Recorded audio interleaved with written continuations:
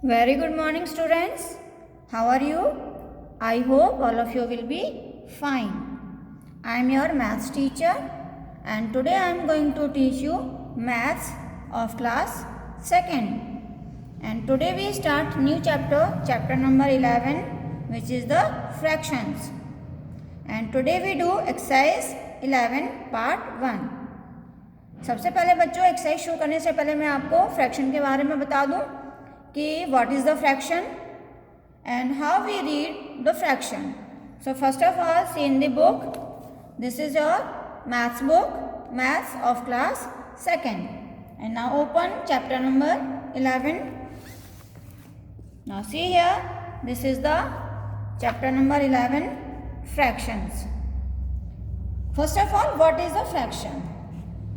Fraction is a part of the whole. बच्चों, जो fraction होता है वो किसी एक पूरी चीज का कुछ पार्ट होता है. ओके, जैसे मान लीजिए आपने पिज़्ज़ा ऑर्डर किया, उसमें से आपने कुछ पार्ट तोड़कर अपने छोटे भाई या अपनी सिस्टर को दे दिया. तो जो पार्ट आपने उस पिज़्ज़ा में से निकाल कर दिया है, तो वो पार्ट उस पिज़्ज़ा का क्या हो गया? फ्रैक्शन. क्योंकि वो उस पिज़्ज़ा का ही तो हिस्सा है, उसका पार्ट है वो. ठीक है.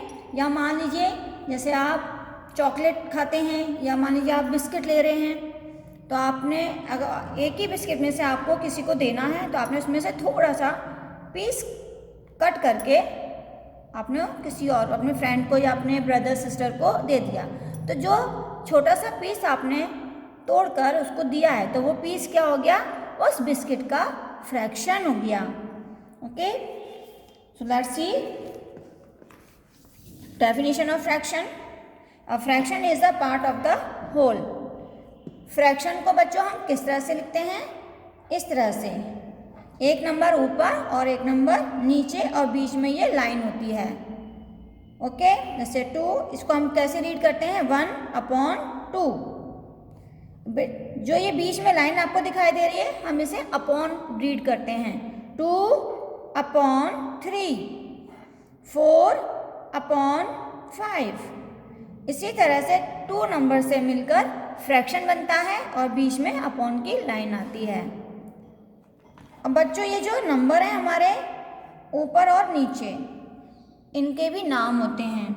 ऊपर वाला जो भी नंबर होता है, कोई भी नंबर हो, 1 2 3 4 5 6, कुछ भी नंबर हो, ऊपर वाले नंबर को हम कहते हैं न्यूमरेटर. इसी तरह जो नीचे का नंबर होता है, कोई भी नंबर हो सकता है नीचे, उसे हम कहेंगे डिनोमिनेटर. तो बच्चों, जो फ्रैक्शन है वो न्यूमरेटर और डिनोमिनेटर दोनों से मिलकर ही बनता है. और हम उसको रीड कैसे करते हैं मैंने अभी आपको बताया. अब जैसे मान लीजिए ये 1/2 लिखा हुआ है, ये ऊपर 1 है और नीचे 2 है, तो हम कैसे पढ़ेंगे? 1/2. इसी तरह से ये 2 है तो 2, और ये जो लाइन होती है, लाइन दिखाई दे रही है आपको, इसे पढ़ते हैं हम अपॉन. ये स्पेलिंग होती है अपॉन. फिर 3. ओके, तो इसी तरह से कोई भी फ्रैक्शन हो तो आप इस तरह से उसको रीड करेंगे. So let's start exercise 11.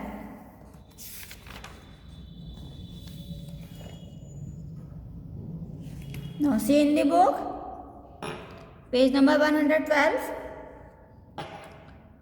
Answer the following questions. How many halves? halves का मतलब होता है बच्चों half. Make one whole. मतलब एक पूरी चीज बनाने के लिए हमें कितने हाफ लेने हैं? हाफ क्या होता है बच्चों? जब कोई एक पूरी चीज है, उसको हमने बिल्कुल बीच में से उसके 2 पार्ट्स कर दिए. तो जब हम उसके 2 पार्ट्स करते हैं किसी चीज के, तो वो क्या हो जाता है? हाफ हो जाता है.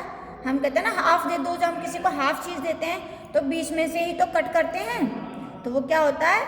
हाफ होता है. तो देखिए, जैसे मान लीजिए कि मैंने एक पेज लिया है.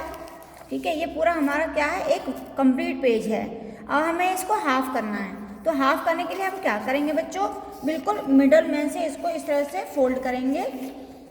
जैसे ये मैंने इसको ऐसे फोल्ड कर दिया इस तरह से. तो ये हमारे क्या, अब हमने इसको बीच में से कट कर दिया, तो हमारे क्या होंगे? ये हाफ हो गया, ये हाफ हो गया. ओके, तो हमारे पास कितने हाफ हाफ कितने मिले, 2 मिले, 1 हाफ और ये 1 हाफ।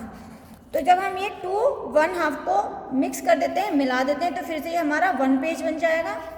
तो इसलिए हमें क्या है, how many halfs make 1 whole, तो कितने हाफ हम लेंगे कि पूरा 1 पूरा कंप्लीट बन जाएगा।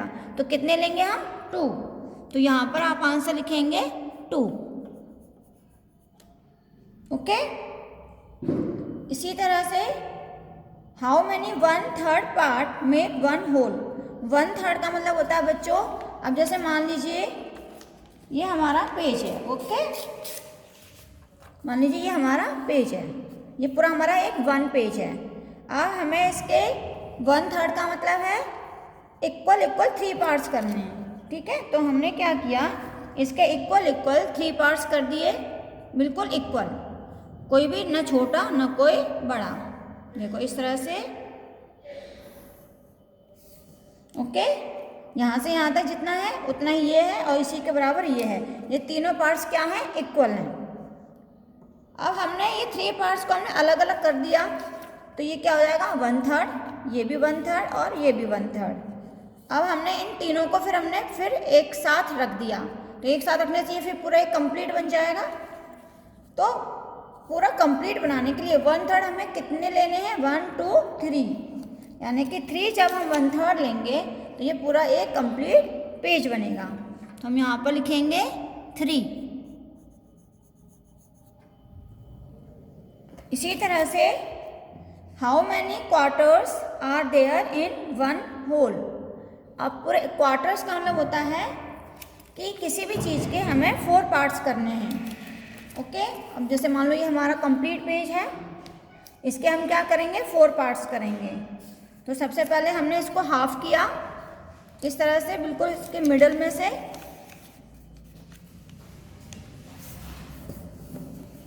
ये हमने इसको ऐसे फोल्ड कर दिया, तो ये हमारे क्या हो गए, हाफ हाफ हो गए, 2 पार्ट्स हो गए। अब हमने इसको फिर से इस तरह से हाफ कर दिया, यहाँ से यहाँ तक, ये हमने फिर हाफ कर दिया इसका।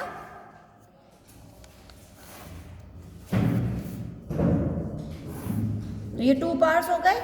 इसी तरह से ये हाफ है, इसके फिर हमने इसको 2 पार्ट्स कर दिए, इस तरह से इक्वल। तो ये हमने पूरे 1 पेज में से कितने पार्ट कर दिए, 1 2 3 4। तो बच्चों ये जो 1 पार्ट है, सिंगल पार्ट, इसे हम कहते हैं 1/4 या क्वार्टर। तो पूरा पेज कंप्लीट करने के लिए ये हमें 1 2 3 4 को जब हम एक साथ मिलाते हैं तो ये 1 पेज कंप्लीट बनता है। तो 1 होल कंप्लीट करने के लिए हमें कितने क्वार्टर्स की जरूरत होगी, 4। So right here 4, okay. Now B part, ये आपको बुक में ही एक्सरसाइज करनी है बच्चों। Shade 1/2 in the following shape. ये शेप है 1/2 को हम हाफ पढ़ते हैं, ठीक है। अगर हमें किसी को हाफ चीज़ देनी है तो हाफ को हम नंबर में कैसे लिखेंगे, 1/2। अब देखो इसकी ये पूरा कंप्लीट है, इसके 2 पार्ट्स कर दिए, हमें इसको शेड करना है। तो ऊपर कितना नंबर लिखा हुआ है, 1, ओके। तो हमें सिर्फ 1 पार्ट को ही यहाँ पर ऐसे ऐसे पेंसिल से या आप कलर से शेड कर सकते हैं, बिल्कुल ओनली 1 पार्ट को ही शेड करना है। ये 2 पार्ट्स हैं, तो सिर्फ इसमें से हम 1 पार्ट को ही शेड करेंगे। तो आप इस तरह से कोई भी 1 पार्ट को शेड कर सकते हैं। आप इनमें कलर कर सकते हैं, जो भी कलर आपको पसंद हो। ये 2 पार्ट्स हैं, तो ओनली जो ऊपर जितना नंबर है सिर्फ उतने पार्ट को ही हमें शेड करना है, इस तरह से। ये 2 पार्ट्स में से ओनली 1 पार्ट, तभी तो ये हाफ हाफ होगा, क्योंकि बीच में से हमने इसको कट कर दिया, हाफ इधर हो गया और हाफ यहाँ हो गया। इस तरह से हमने इसको शेड कर दिया। सी पार्ट में देखिए, shade 1/3 in the following shape, यानी 3 पार्ट लेने हैं, उसमें से 1 को ही हमें शेड करना है। तो देखो 3 किस में है, 1 2 3 इसमें है, तो सिर्फ 1 पार्ट को शेड कर दो। ऊपर 1 लिखा हुआ है, तो सिर्फ हम 1 पार्ट को ही शेड करेंगे। अब फिर से पहले 3 गिनेंगे हम, 1 2 3, इसमें से 1 पार्ट को शेड कर दिया इस तरह से हमने ऊपर, और फिर नीचे 1 2 3 तो हमने इसको शेड कर दिया। 1 2 3 है, 3 में से सिर्फ 1 पार्ट को ही हमें शेड करना है। इसमें 1 2 3 है, 1 पार्ट को ही हम इसमें से शेड करेंगे। ओके, तो यहाँ तक आपको बुक में कंप्लीट करना है। C, D and E we will do in second part. So thank you. Have a nice day.